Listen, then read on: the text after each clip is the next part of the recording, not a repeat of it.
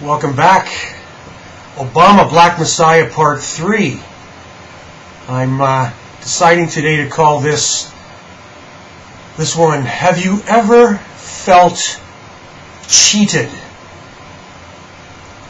Let's just go over a little bit of Obama news over the last week or so. Remember back when he was campaigning hot and heavy, he was publicly recorded as saying, quote, "Lobbyists won't find a job in my White House."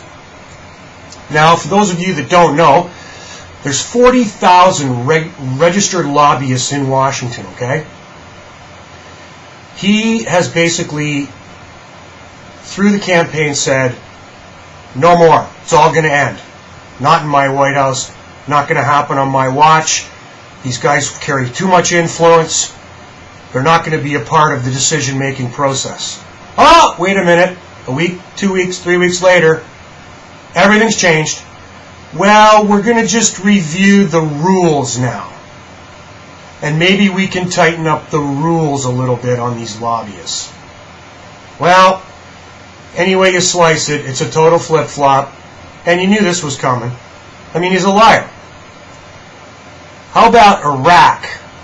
That's right, it's pronounced Iraq, not Iraq. Okay? Iraq. There's going to be no truth. Not going to happen. He's already being pressured by Gates and all the military pinheads over there at the Pentagon, and they're telling him, don't do it. Don't do it. You better listen to us. He will fall. He will crush. And there will be nobody coming out of Iraq. If there are troops moved, he's going to move some troops into Afghanistan. And the reason that he's going to move troops into Afghanistan, and don't believe what the news tells you. Oh, the Taliban won't stop fighting. They just keep coming at us. The Taliban are fighting because the U.S. and NATO are trying to steal all the poppy trade. This is how the Taliban makes money. They raise poppies and they sell it on the world market. Oil, precious metals, drugs, the top 3 industries in the world. Okay? And if you think for a second that the United States is going to let control of that poppies crop away from their hands, you're crazy.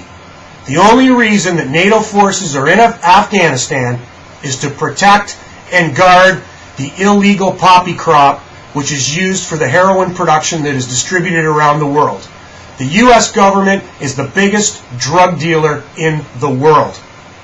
Iran's still on the table thanks to the Jewish lobby in Washington. Israel's determined to attack Iran. They're going to do it, and they're going to use the U.S. as a stooge as usual, and the Israeli lobby in Washington is going to get it all done just by dropping some bucks around and a little bit of influence. Guaranteed, Obama is not going to do anything he told you he was going to do in the Middle East. In fact, he's already been told what he's going to do by his puppet masters. Oh, let's talk about the banker takeover. Obama's going to save the world. Oh, he's going to save the economy. Yeah? All right, let's look at this, for example. He's just announced his Transition Economic Advisory Board. And who's the first guy on the list as a part of this Transition Economic Advisory Board for Obama? A fellow named Robert Rubin. I don't know if you know who he is, but a lot of people do. Robert Rubin used to be the head of Citibank, and he also helped Enron cook their books.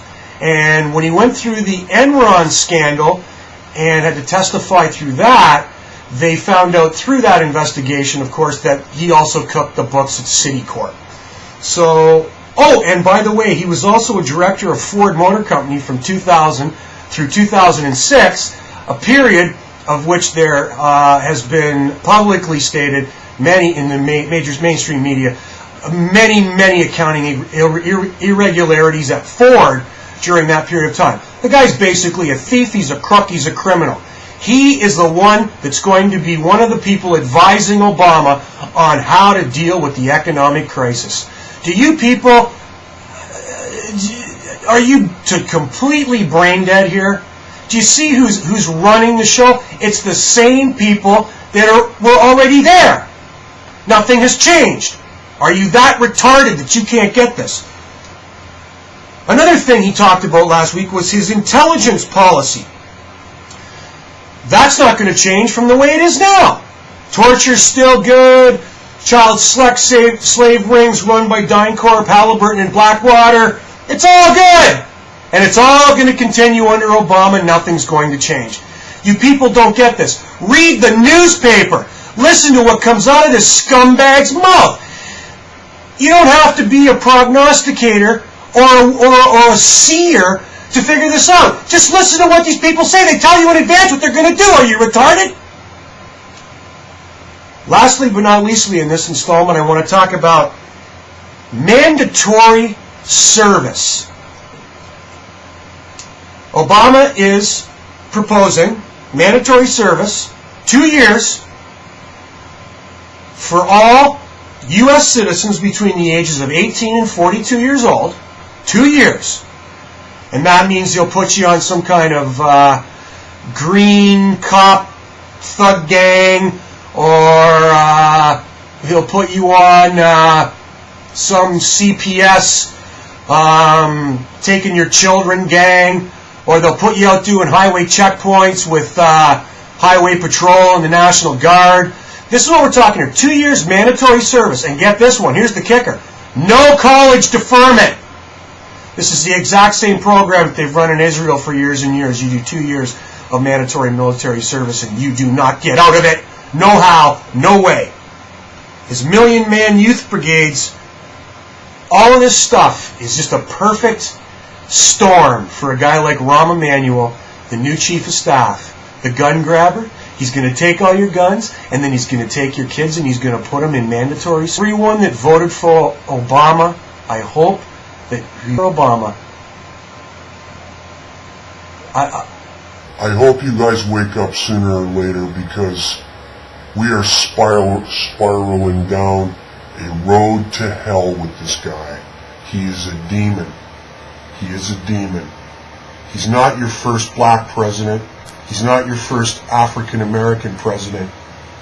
It's your first president who may actually be Satan. Drink your fluoride water.